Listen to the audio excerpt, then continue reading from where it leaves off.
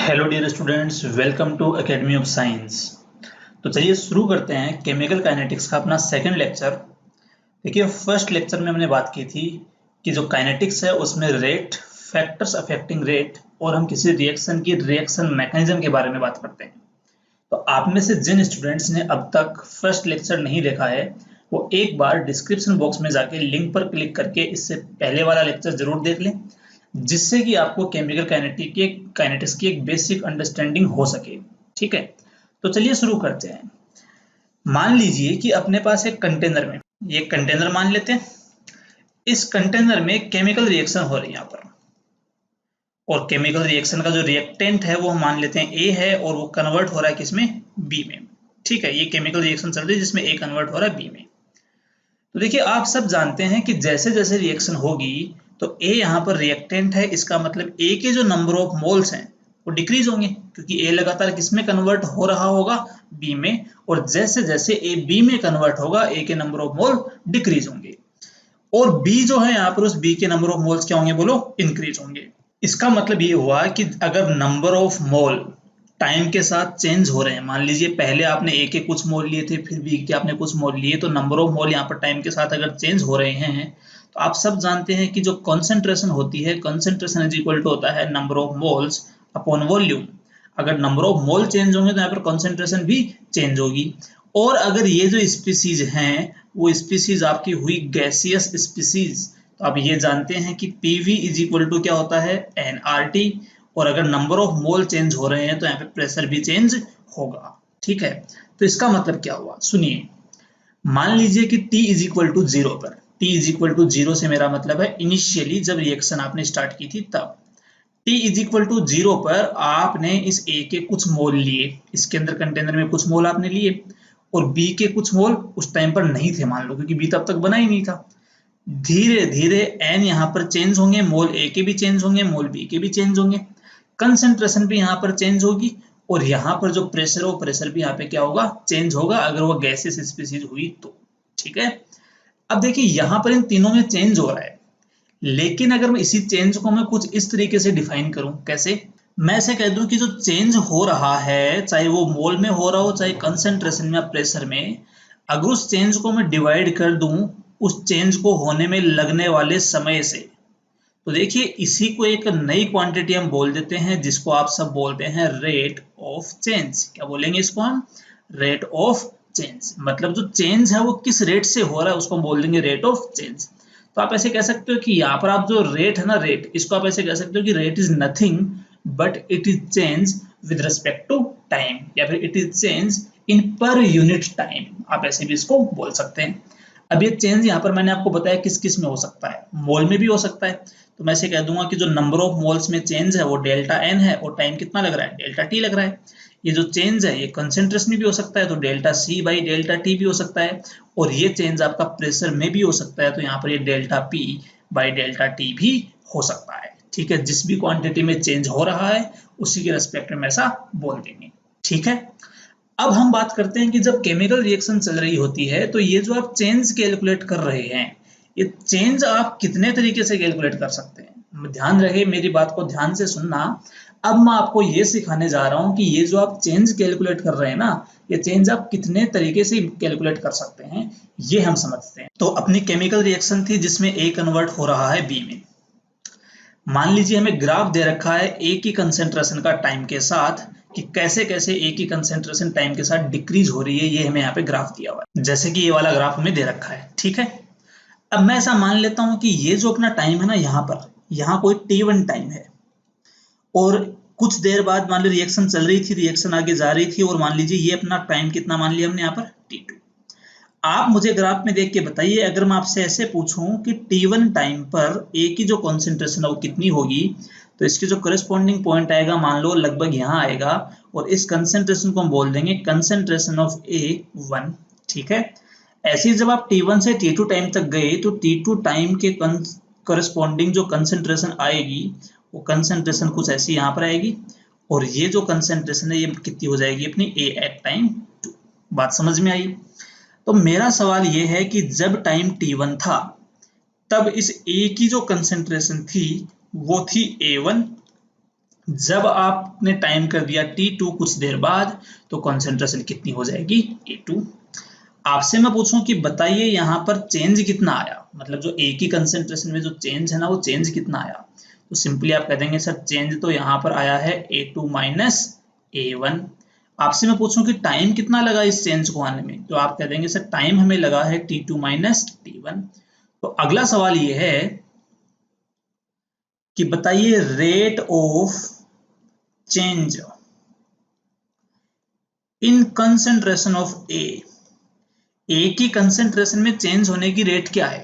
तो आप कह देंगे सर चेंज तो है डेल्टा ए और टाइम लग रहा है हमें डेल्टा टी, इसको हम डेल्टा टी बोल सकते हैं।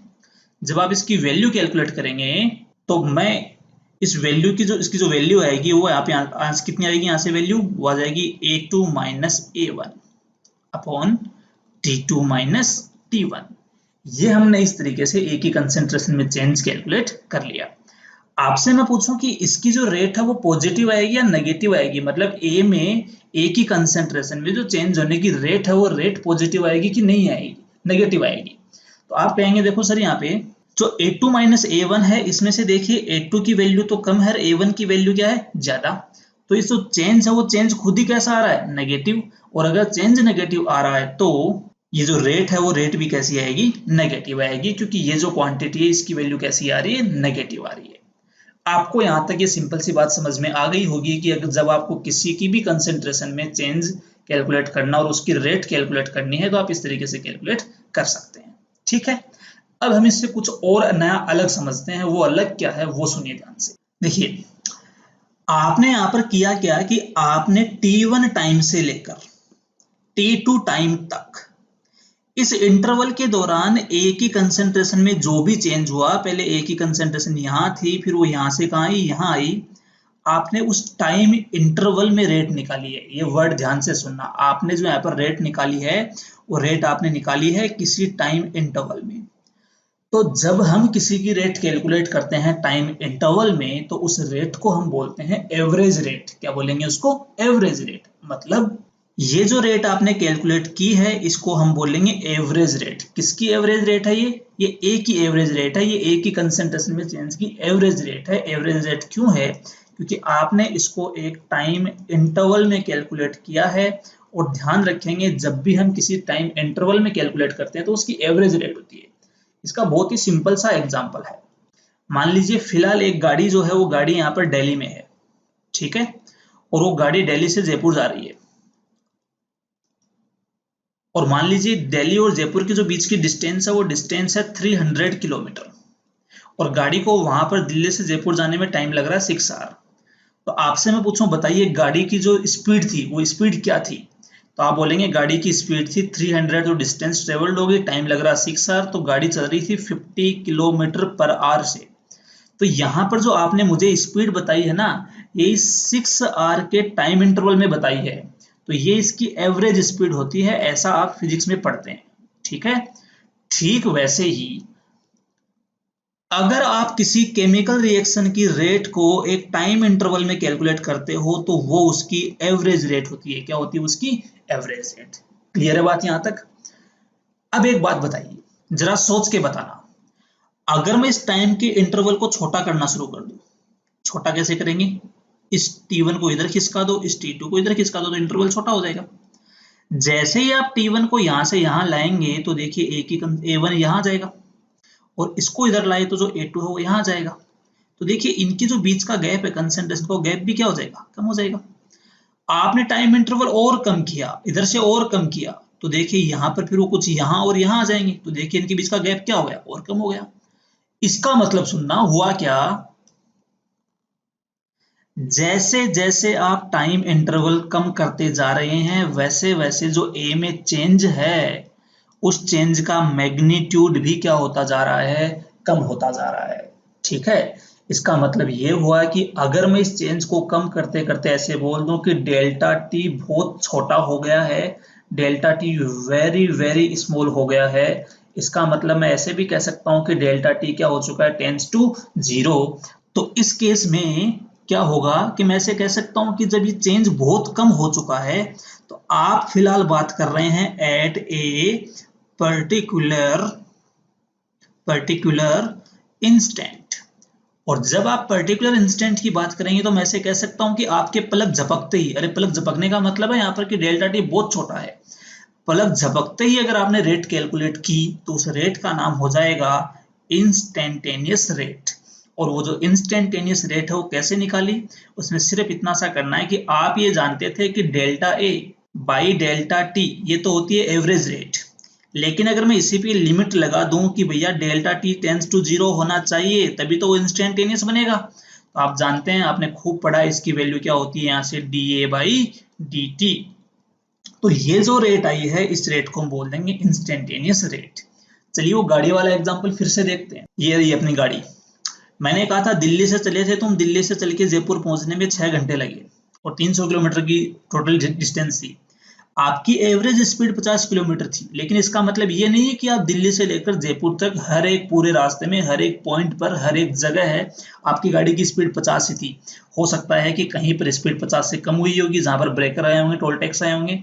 हो सकता है कहीं पर अगर अच्छा आपको हाईवे मिला होगा तो आपकी स्पीड जो है वो 100 प्लस भी हो गई होगी, कहीं पर स्पीड और कम हो गई होगी। तो ये जो मैं आपको बता रहा हूँ ना कि गाड़ी की स्पीड पहले कम थी फिर बढ़ गई फिर कम थी, ये सब मैं बातें कर रहा हूँ इंस्टेंटेनियस स्पीड की।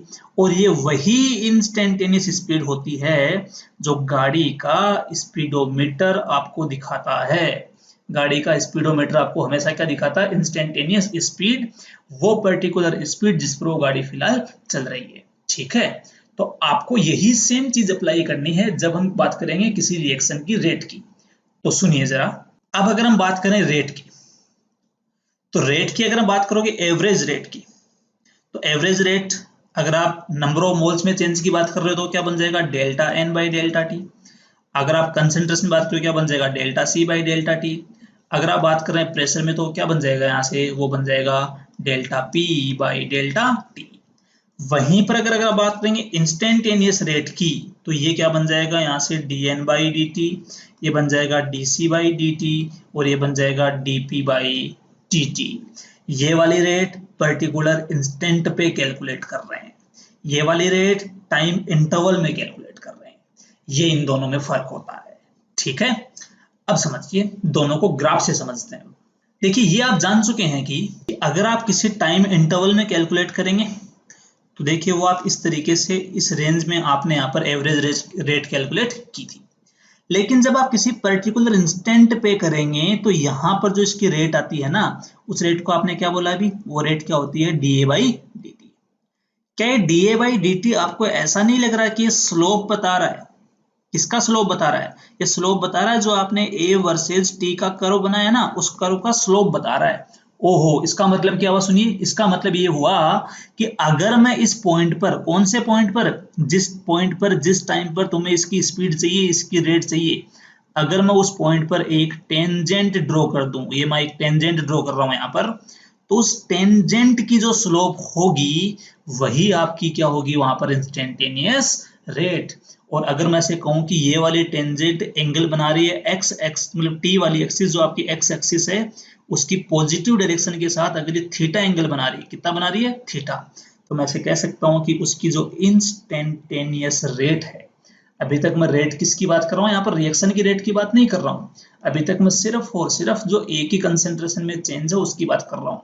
वो जो रेट है वो क्या बन जाएगी यहाँ से D A by D T is equal to क्या हो जाएगा यहाँ पर टेन थीटा। तो ये हो जाएगी इसकी इंस्टेंटेनियस रेट। वहीं पर ये वाला, ये तो इस टाइम इंटरवल में कंसेंट्रेशन में चेंज और ये आपका टाइम इंटरवल में चेंज, इनका जो रेशियो है वो बन जाएगा आपका चेंज इन रेट ऑफ ए या फिर चेंज इन कंसेंट्रेशन ऑफ ए और उसकी रेट। ठीक है, तो ये इन दोनों में फर्क होता है, तो सिर्फ सिंपल स्लोप होती है यहाँ पर और इंटरवल में हम कैलकुलेट करते हैं। चलिए अगला हेडिंग समझते हैं जो हमारे सवालों में काम आता है, और वो होता है rate of disappearance, ROD, and rate of appearance जिसको मैंने बोला ROA। बात करते हैं इसकी दोनों होते क्या है। वही एग्जांपल लेते हैं एक रिएक्शन का, ए से बन रहा है बी बन रहा है। अब जो मैं टर्म्स आपको बता रहा हूं उसको बहुत अच्छे से और ध्यान से समझना, जिससे कि सवालों में गलती नहीं हो। आपसे मैं सिर्फ इतना सा पूछूं, रेट ऑफ चेंज इन ए, कि ए की, ए में जो चेंज हो रहा है उसकी रेट क्या है, तो इसका मतलब मैं सिर्फ और सिर्फ आपसे इतना सा पूछ रहा हूं कि भैया D A by D T की वैल्यू क्या है। यहां पर अब हम इंस्टेंटेनियस की बात करेंगे, ठीक है।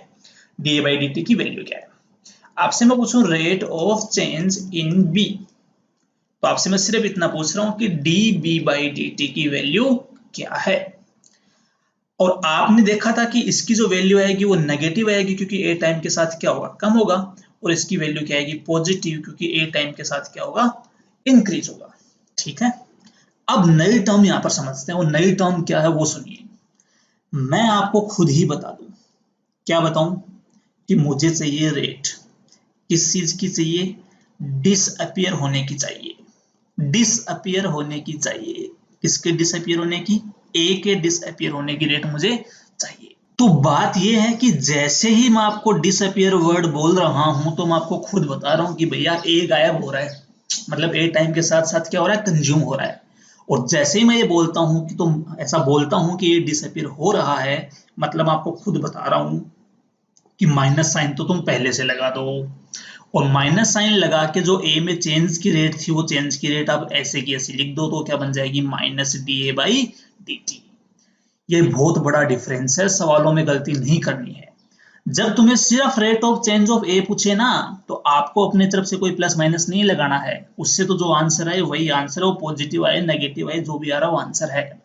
लेकिन अगर कोई बोल दे कि ए के डिसअपियर होने की रेट बता, तो जो तुम्हारा नेगेटिव साइन आंसर में आ रहा था ना, वो आंसर इसने पहले से मान लिया, तो मैंने यहाँ पर माइनस लगा दिया, जिससे कि इसकी जो वैल्यू आए वो पॉजिटिव आ जाए। क्यों पॉजिटिव आ जाए, क्योंकि इसकी वैल्यू तो नेगेटिव होती है, हमने पहले ही देख ली, और ये नेगेटिव और नेगेटिव क्या हो जाएंगे, पॉजिटिव। और ये पॉजिटिव क्यों आ रही है, क्योंकि जो आप नेगेटिव यहाँ पर चाहते थे वो डिसअपियर वर्ड में आ चुका है पहले से ही, तो इसलिए rate of disappearance of A जो है वो क्या बन जाएगी, minus D A by D T. समझ में आया।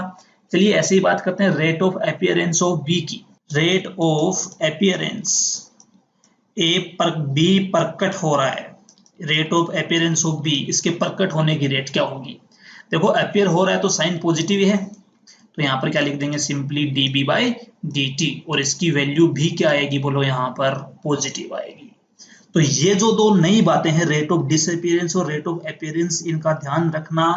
अगर कोई डिसअपियर हो रहा है, अगर कोई रिएक्टेंट है, तो साइन हम माइनस से अपनी तरफ से लगा देंगे, कोई अपियर हो रहा है तो यहाँ पर साइन कैसा होगा, प्लस, जिससे कि इनकी जो वैल्यू आए आर और डी और आर और ए की, वो हमेशा कैसी आए, पॉजिटिव आए। समझ में आई बात आपको।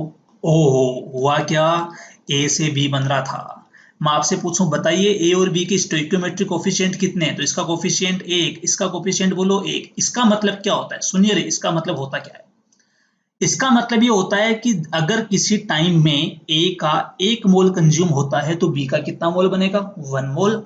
ए के अगर 2 मोल कंज्यूम होते हैं, तो बी के भी कितने बनेंगे, 2 मोल। इसका मतलब जिस रेट से ए कंज्यूम हो रहा है, ध्यान से सुनना, मैं ऐसे बोल रहा हूं, rate at which A is being consumed, जिस रेट से A कंज्यूम हो रहा है उसी रेट से B बन रहा है, rate at which B will form। ठीक है, B will be formed, जिस रेट से A कंज्यूम होगा उसी से B बन रहा है। इसका मतलब मैं से कह दूंगा रेट ऑफ डिसअपियरेंस, किसका डिसअपियरेंस, ए का डिसअपियरेंस, बराबर होगा किसके, रेट ऑफ अपीयरेंस, किसका अपीयरेंस, बोलो बी का अपीयरेंस। बात सबको समझ में आई, मतलब दोनों की रेट क्या होगी, सेम होगी। इसका मतलब वैल्यू लिखते हैं, इसकी वैल्यू क्या लिखा है, डिसअपियरेंस, क्या लगा देंगे, माइनस, ए की बात कर रहा है तो D A by D T is equal to, क्या हो रहा है, अपीयरेंस, प्लस, प्लस का साइन आएगा यहाँ पर, क्या आ जाएगा यहाँ पर, D B by D T. समझ में आई बात आपको।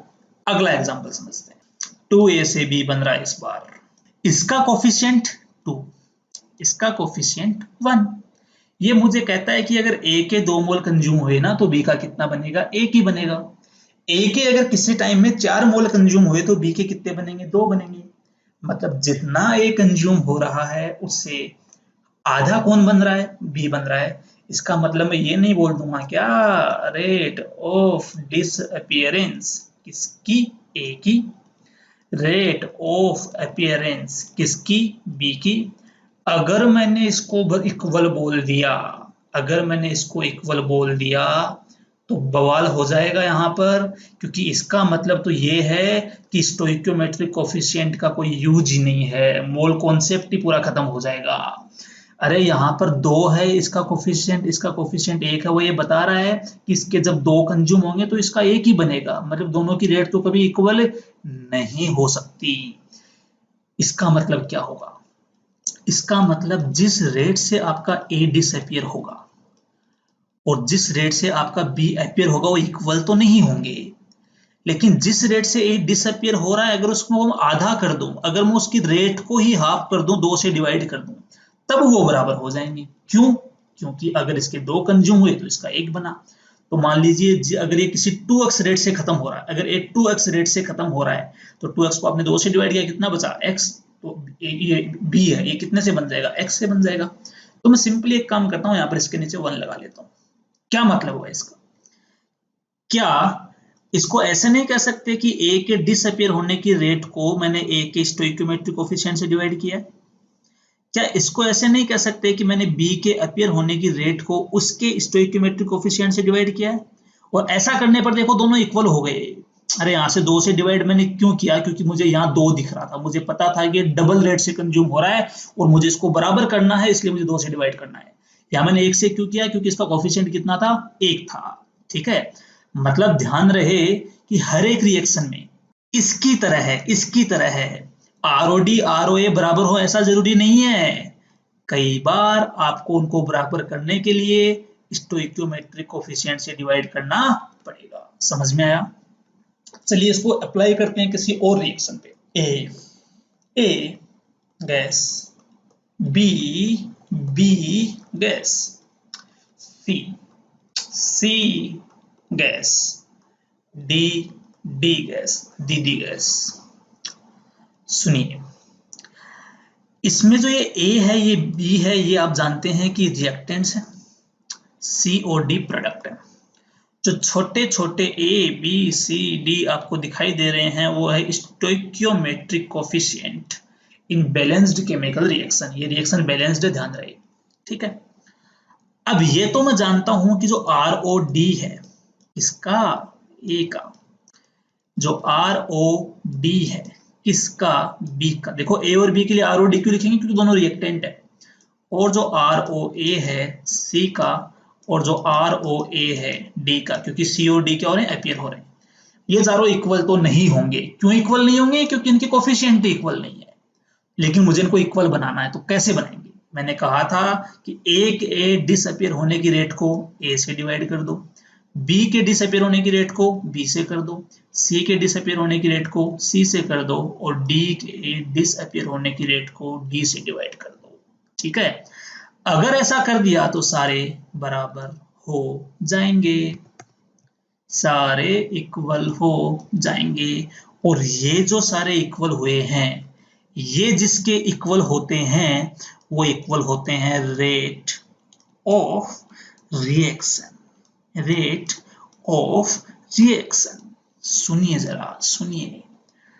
अभी तक मैंने आपको चाहे रेट ऑफ चेंज ऑफ ए सिखाया हो, चाहे रेट ऑफ डिसअपियरेंस ऑफ ए बताया हो, चाहे रेट ऑफ अपीयरेंस बताया हो, अब तक मैंने कहीं पर भी रेट ऑफ रिएक्शन का नाम नहीं लिया था। क्यों नहीं लिया था? क्योंकि भैया जरूरी नहीं है, जरूरी नहीं है जिस रेट से ये ए कंज्यूम हो रहा हो, जिस रेट से ये अकेला ए कंज्यूम हो रहा हो उसी रेट से पूरी रिएक्शन चल रही हो, ऐसा जरूरी नहीं है। क्योंकि आप देख रहे हैं कि रेट ऑफ रिएक्शन किसके इक्वल है? वो रेट ऑफ डिसअपियरेंस को जब आपने ए से डिवाइड किया तो इसके इक्वल है। तो ये सब जो बराबर है किसके बराबर होंगे? रेट ऑफ रिएक्शन के। क्या मतलब हुआ इसका? फॉर्मूला क्या लिखेंगे इसके लिए? इसके लिए फॉर्मूला बन जाएगा ये वाला। तो फॉर्मूला ये बना कि rate of reaction is equal to A के डिसअपियर होने की रेट को कैसे लिखेंगे? तो डिसअपियर वर्ड आ गया, मतलब साइन पहले से क्या आएगा? माइनस, नीचे उसका कोफिशिएंट ए।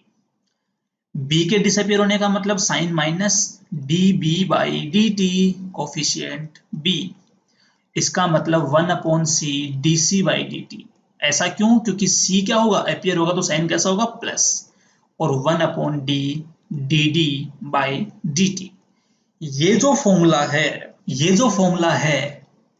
ये फॉर्मूले में r है रेट ऑफ रिएक्शन।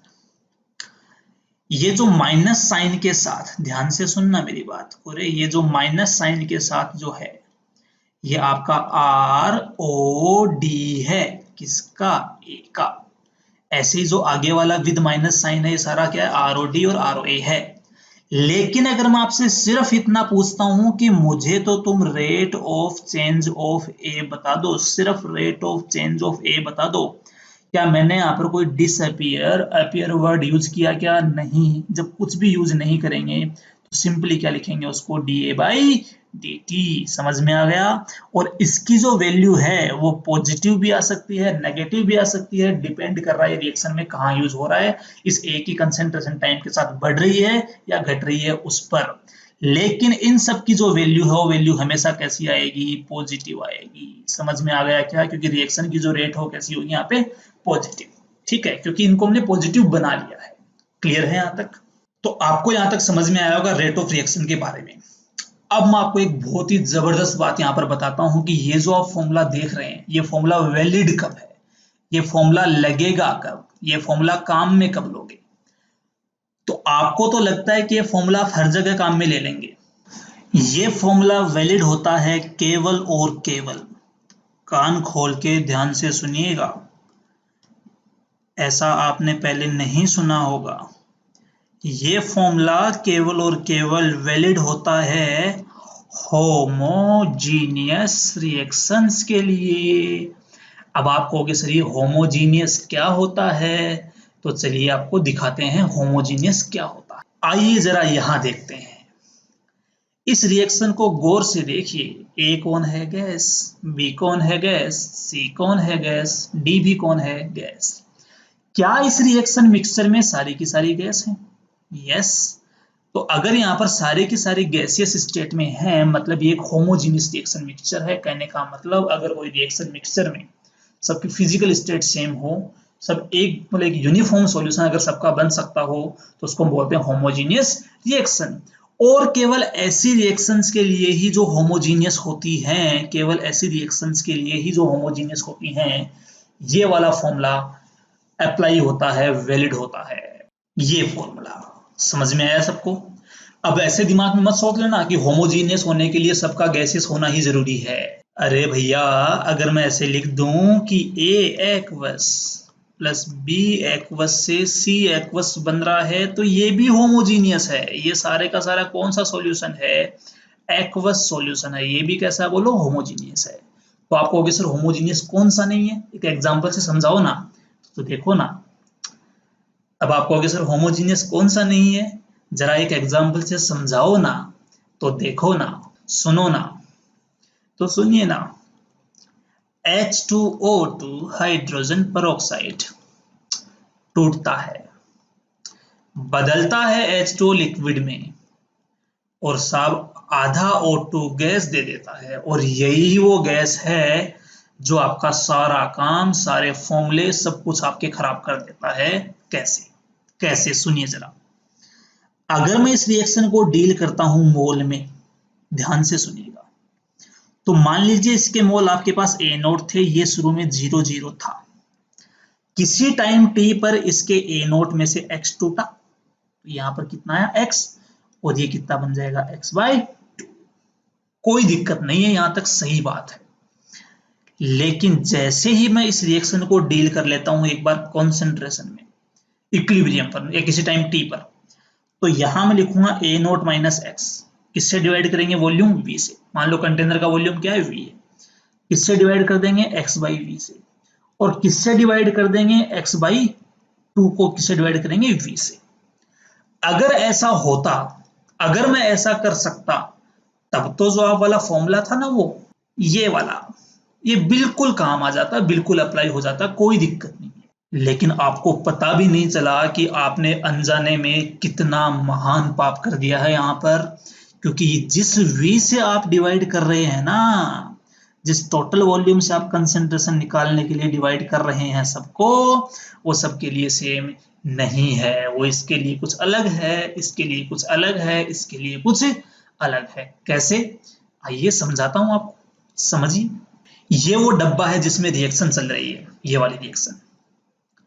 आपसे मैं पूछूं तो आप कहोगे सर मान लीजिए ये इतना सा जो पोर्शन है ना, ये वाला, मान लीजिए इस पोर्शन में H2O2 मौजूद है और H2O मौजूद है, तो मैं ऐसे इन दोनों को कंबाइनली ऐसे कह सकता हूं कि सिंपली H2O2 एक्वस मौजूद है। अरे भाई H2O2 और H2 मिलके एक्वस सॉल्यूशन बन जाएगा इनका। और जो O2 गैस है, वो तो O2 तो गैस है, तो वो यहां भी होगी, यहां भी होगी, वहां भी होगी, सारे जहां में होगी।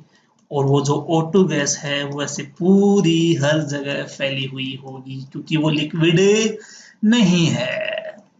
तो मुझे आप ही बता दो कि अगर O2 गैस इस पूरे में फैली हुई है, अगर आप इस H2O2 की कंसेंट्रेशन निकालने के लिए किसी वॉल्यूम V से डिवाइड कर रहे हैं, जो सिर्फ इतना सा वॉल्यूम होना चाहिए, क्योंकि सिर्फ H2O2 तो इतनी सी डिस्टेंस में, अरे इतने से, सॉरी इतने से स्पेस में तो है ना, जब इतने से स्पेस में H2O2 है तो वो जो V से डिवाइड कर रहे हैं वो तो यही V होगा। लेकिन जब मैं O2 की कंसेंट्रेशन निकालूंगा तो क्या आप इस V से डिवाइड कर सकते हैं? क्या बर्बाद हो जाओगे। इस O2 की कंसेंट्रेशन निकालने के लिए मुझे इस V से नहीं, मुझे इस वॉल्यूम से डिवाइड करना होगा जिसमें O2 फैला हुआ है। ठीक है, और अगर O2 पूरे में है, अगर पूरे में O2 हुआ, मान लो ऐसे मान लेते हैं, तो मुझे पूरे के वॉल्यूम से डिवाइड करना पड़ सकता है। लेकिन मुझे इतना पता है कि इसका वॉल्यूम V तो नहीं होगा, इसका वॉल्यूम V नहीं होकर कुछ मान लेते हैं V डैश होगा। कितना होगा बोलो? V dash. और अगर वॉल्यूम V डैश हुआ तो इसकी कंसेंट्रेशन x/2 अपॉन V नहीं होगी, वो x/2 अपॉन V डैश होगी। ये बात, यही बात है जो आपसे सवाल गलत करवाती है। और क्यों गलत होता है? क्योंकि आप है ना इनको तो देखते ही नहीं हो। आपने तो सीधा सीख रखा है, कहीं A से B C बन रहा है तो इसको तोड़ दो, इसको बना दो, इसको बना दो। आप ये तो देखते ही नहीं हो, इनको तो आप जानते ही नहीं हो। यहाँ ये एक्वस है, यहाँ लिक्विड है, यहाँ गैसियस है। ये रिएक्शन क्या नहीं है? ये होमोजीनियस नहीं है भैया। ये कौन सी है? हेट्रोजीनियस है। और अगर ये हेट्रोजीनियस है तो आप ये वाला फॉर्मूला कंसंट्रेशन में आप नहीं लगा सकते। ठीक है, तो क्या करेंगे सुनिए, कैसे करेंगे। मुझे एक बात बताइए, सुनिए रे, अगर मैं A प्लस B से C प्लस D बनाऊं और मैं आपको कहूं कि रेट ऑफ रिएक्शन बराबर है -1 upon A dNA/dt, -1 upon B dNB/dt is equal to 1 upon C dNC/dt is equal to 1 upon D dND/dt। अगर मैं आपको बोलूं तो ये फॉर्मूला आप सबके लिए लगा सकते हैं, चाहे वो रिएक्शन आपकी होमो हो या वो हेट्रो हो। क्यों लगा सकते हैं? क्योंकि आप यहाँ पर मोल यूज कर रहे हैं, मोल। और मोल जो है ना, वो आप बिना वॉल्यूम के कैलकुलेट कर सकते हो, तो इसमें मोल में कोई दिक्कत नहीं है। मोल उसके होमो होने से या हेट्रो होने से उससे कोई फर्क नहीं पड़ेगा। तो इसीलिए मैंने कहा कि जब आप मोल की बातें करते हो तो होमो में भी लगा सकते हो, हेट्रो में भी लगा सकते हो। और इसीलिए मैंने आपको बोला क्या कि देखिए बिल्कुल सही बात है, अगर इसका x टूटेगा तो ये x बनेगा, क्योंकि दोनों का कोफिशिएंट क्या है? सेम। लेकिन ये x/2 बनेगा क्योंकि यहाँ पर कोफिशिएंट क्या है? 1/2, क्योंकि मैंने मोल में डील कर रहा था मैं। लेकिन जैसे ही मैं कंसेंट्रेशन में जाऊंगा, जैसे ही मैं कंसेंट्रेशन में डील करूंगा, आप खुद ही बताओ, अगर मैं इस रिएक्शन के लिए आपसे ऐसे कहूं, कंसेंट्रेशन की अगर मैं बात करूं, इसकी कंसेंट्रेशन मान लीजिए पहले इसकी कंसेंट्रेशन कुछ A थी, कैपिटल A थी, और t टाइम पर इस A में से x टूट रहा है, ये x बन रहा है, तो ये x/2 बनेगा, इसकी कंसेंट्रेशन x/2 बनेगी। आप ऐसा नहीं बोल सकते, इसकी कंसेंट्रेशन x/2 नहीं हो सकती, क्योंकि मैं कंसेंट्रेशन में डील कर रहा हूं यहाँ पर। और कंसेंट्रेशन में डील करने के लिए इसका वॉल्यूम कुछ अलग होगा, इसका वॉल्यूम कुछ अलग अलग होगा, और इसका वॉल्यूम कुछ अलग होगा। तो आप यहाँ पर कंसेंट्रेशन में ऐसा नहीं बोल सकते। तो अब आप कहोगे सर बताओ करें तो करें क्या? तो मैं आपको ये कहूंगा कि आप जो मोल वाले फॉर्मूले हैं वो आप सबके लिए लगा सकते हैं। हेट्रो होमो जो आप मोल में चेंज निकाल रहे हैं, जो रेट ऑफ डिसअपीयरेंस या फिर जो आपकी रेट ऑफ अपीयरेंस है, उसको अगर आप मोल में डील कर रहे हैं तो आप होमो के लिए लगा सकते हैं या हेट्रो के लिए लगा सकते हैं, कोई फर्क नहीं पड़ेगा। लेकिन अगर आप कंसंट्रेशन वाली बात यूज कर रहे हैं तो ध्यान रहे वो केवल किसके लिए होगी, होमो के लिए होगी। हेट्रो वाले में कंसंट्रेशन का ध्यान रखें। बस ये छोटी सी बात थी जो हम यहाँ पर समझ चुके हैं। तो अब एक फाइनल बात, एक लास्ट बात, मैं आपसे कुछ सिंपल यहाँ से 2-4 बातें पूछना चाहता हूँ। मैं लिखता हूँ N2 + 3H2, इससे बन रहा है 2NH3। मैं अगर आपसे सिर्फ इतना पूछूं कि बताओ rate of change in concentration of H2, आपसे मैं से पूछूं rate of disappearance of H2, और आपसे मैं से पूछूं कि रेट ऑफ रिएक्शन, तो वो तीनों क्या क्या होंगी, बस मुझे इतना बता दो। तो देखो, अगर आपसे सिर्फ इतना पूछा है कि rate of change in concentration of H2, तो सिंपल क्या कह देंगे, dH2/dt। अगर वो कहे रेट ऑफ डिसअपियरेंस, जैसे डिसअपियरेंस बोले एक साइन अपनी तरफ से लगा दो और आप लगा दो rate of change of H2। लेकिन अगर वो बात करता है रेट ऑफ रिएक्शन की, अगर बात करता है रेट ऑफ रिएक्शन की अगर बात करें, तो यहां पर आपको ये बोलना पड़ेगा क्या, कि देखिए H2 जो है ना उसका कोफिशिएंट 3 है, तो यहां पर आएगा 1/3 into rate of disappearance of H2, जिसकी वैल्यू ये होती है। इन तीनों चीजों का ध्यान रखना, इनमें कंफ्यूज नहीं होना है सवाल करते टाइम। बस आपसे और कोई गलती इसमें नहीं होगी। चलिए इसी पर कुछ एग्जांपल्स, कुछ न्यूमेरिकल्स हम ट्राई करते हैं, जिससे आपको एक कॉन्सेप्ट और अच्छे से समझ में आए। तो इस सवाल में देखिए SO3 डिकम्पोज हो रहा है SO2 और हाफ O2 में, हमें दे रखी है rate of appearance of O2। तो पहले इसका मतलब समझ लेते हैं। ये बोल रहा है rate of appearance of O2, मतलब साइन प्लस आएगा, साथ में हमें जो वैल्यू दे रखी है वो दे रखी है dO2/dt की, ठीक है। और इससे ये कैलकुलेट करने को बोला है।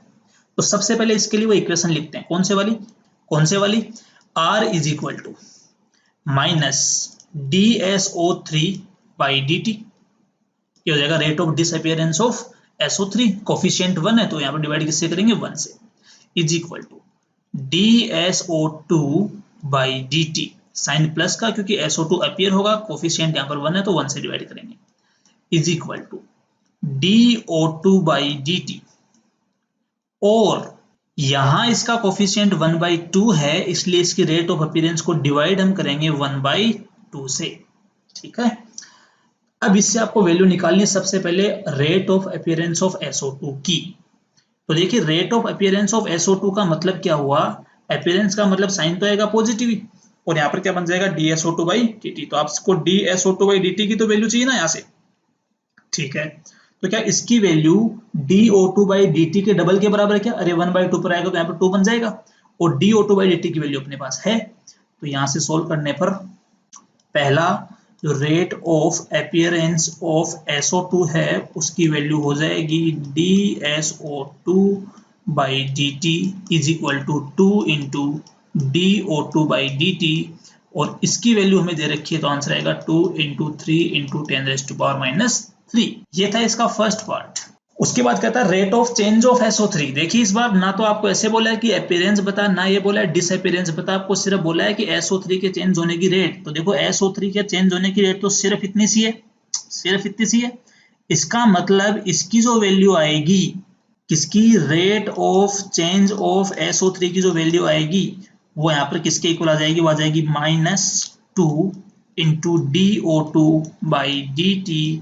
तो फॉर्मूला आ जाएगा, आंसर आ जाएगा 3 इंटू 10⁻³ थर्ड आपसे पूछा रेट ऑफ रिएक्शन, तो रेट ऑफ रिएक्शन कितनी है, इस O2 की रेट की क्या है, डबल है। तो R बराबर आ जाएगा रेट ऑफ रिएक्शन बराबर 2 इंटू dO2/dt। तो आंसर कितना आ जाएगा 2 इंटू 3 इंटू 10⁻³। तो इस तरीके से सिंपल क्वेश्चंस आपको सॉल्व करने हैं। बस आपको ध्यान यहाँ पर ये रखना है कि अपीयरेंस की बात कर रहा है या फिर वो रेट ऑफ चेंज की बात कर रहा है सिर्फ, या फिर वो रेट ऑफ रिएक्शन की बात कर रहा है, इन तीनों टर्म्स का ध्यान रखना है, यहाँ पे आपको कोई गलती नहीं करनी। तो चलिए फटाफट कुछ ग्राफ वाले सवाल हम यहाँ पे ट्राई करते हैं, जिनमें आपको ग्राफ दिए हुए हो सकते हैं, कैसे करने वो हम आपको समझा रहा हूँ। और ये सवाल थोड़े से ज्यादा कॉम्प्लिकेटेड इसलिए होते हैं क्योंकि इसमें मैथ्स लगा देता है वो अपनी तरफ से, तो उसका आपको ध्यान रखना है। मान लो कहीं पर 2a से बन रहा है 3b, ये आपको दिया हुआ है, ठीक है। 2a से 3p आपको दे रखा है और ये आपको ग्राफ दिए हुए हैं, ठीक है। आपको ऐसे बोल दे कि मान लीजिए इस पर्टिकुलर टाइम पर इस पर्टिकुलर टाइम पर, जो यहां पर एक टेंजेंट खींच के दे दे, आपको टेंजेंट ड्रॉ करके दे दे और आपको बोल दे कि ये वाला एंगल थीटा है। ऐसे ही मान लीजिए कि किसी पर्टिकुलर टाइम पर आपको, जैसे इस टाइम पर आपको एक ऐसे टेंजेंट ड्रॉ करके दे दे इस पॉइंट पर, ठीक है, और आपको ऐसे बोल दे कि जो ये यहां पर एंगल बन रहा है इसके साथ, ये वाला जो एंगल है, ये वाला जो एंगल है, ये एंगल मान लो कुछ अल्फा है यहाँ पे। तो ऐसे सवालों को कैसे डील करेंगे वो मैं आपको यहाँ पे सिखा रहा हूँ, बहुत ही सिंपल तरीका है। सबसे पहले आप इस रिएक्शन के लिए रेट कैसे लिखेंगे, तो आप ऐसे लिखेंगे रेट, क्या rate R is equal to -1/2 dA by dt is equal to 1/3 dB by dt। क्योंकि ये रिएक्टेंट है तो यहाँ पर डिसअपीयरेंस के लिए माइनस साइन, ये प्रोडक्ट है तो अपीयरेंस के लिए प्लस साइन, ये कोफिशिएंट 3 नीचे 2 नीचे, और आपको इनसे सब आंसर बताने हैं। तो एक बात बताना कि इस ग्राफ की जो स्लोप है, क्या उस स्लोप को आप सिर्फ इतना लिखेंगे dA बाई dt? भाई इस ग्राफ की स्लोप तो dA बाई dt होगी ना, और इस पॉइंट पर इसकी स्लोप कितनी है, जो इस टेंजेंट की स्लोप होगी, और टेंजेंट की स्लोप यहाँ पर क्या हो जाएगी, tan थीटा। सिमिलरली ये जो B और T का ग्राफ है, इसकी इस पॉइंट पे जो स्लोप है, उस स्लोप को आप लिखेंगे कैसे, उसको आप लिखेंगे dB बाई dt, ठीक है, और वो स्लोप किसके इक्वल होगी, वो इक्वल होगी tan अल्फा के इक्वल होगी।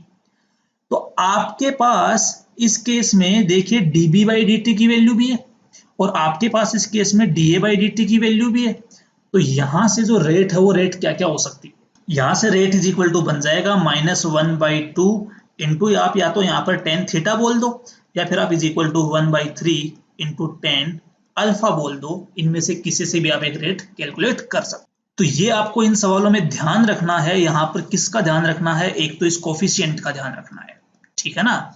यहाँ पर आपको जो सिर्फ ये ग्राफ की स्लोप दे रखी है, ओवरऑल रेट नहीं दे रखी है, अरे ये सिर्फ आपको ए का चेंज दे रखा है, ये सिर्फ आपको बी का चेंज दे रखा है, ये ओवरऑल रेट नहीं है। तो यहाँ पर ये ध्यान रखना है कि यहाँ से सिर्फ और सिर्फ dA बाई dt या dB बाई dt की वैल्यू आएगी, फिर आपको ये वाली इक्वेशन लगा के आगे आपको क्वेश्चन सॉल्व करने हैं, ठीक है। तो इस तरीके से ये सारी बातें। तो स्टूडेंट्स, उम्मीद है आपको इस वीडियो में कुछ नया समझ में आया होगा, आपने कुछ इसमें जरूर सीखा होगा। यहाँ पर हमने ये बातें कवर की हैं। सिंपली हमने यहाँ पर ये पढ़ा है कि रेट ऑफ चेंज क्या होता है, सिर्फ हमने ये पढ़ा पहले रेट ऑफ चेंज क्या होता है। उसमें मैंने आपको बताया कि what is our average, average rate क्या होती है, इंस्टेंटेनियस रेट क्या होती है। फिर मैंने आपको ये बताया कि ROD, rate of disappearance, rate of appearance क्या होते हैं, साथ ही रेट ऑफ रिएक्शन से क्या मतलब है। फिर हमने देखा कि इन तीनों में आपस में रिलेशन कैसे निकालना है। फिर हमने ये देखा कि जो रिलेशन आप आज तक काम में लेते आए हैं वो कब वैलिड है और कब वैलिड नहीं है, तो उस रिलेशन की हमने वैलिडिटी की बात की, ठीक है। उसके बाद मैंने आपको बताया कि जब कुछ ग्राफ वाले सवाल आए तो उनको कैसे डील करना है। उसके अलावा जब तुम्हें सिंपली ऐसे कभी किसी का चेंज दे, किसी की डिसअपीयरेंस दे, किसी का अपीयरेंस दे, तो उन सवालों को कैसे डील करना है। तो अगर आपको ये वीडियो पसंद आया तो इसको लाइक करें। आपको इसमें कोई डाउट है, आप हमें कुछ सजेशंस देना चाहते हैं तो नीचे कमेंट बॉक्स में कमेंट करके जरूर बताएं, ठीक है। और अगर आपको ये वीडियो अच्छे से समझ में आया तो भी हमें नीचे यस लिख के जरूर बताएं। और अगर आपने अभी तक चैनल को सब्सक्राइब नहीं किया तो इसको सब्सक्राइब करें, वीडियो को शेयर करें। चलिए मिलते हैं अगले वीडियो में। बहुत बहुत धन्यवाद।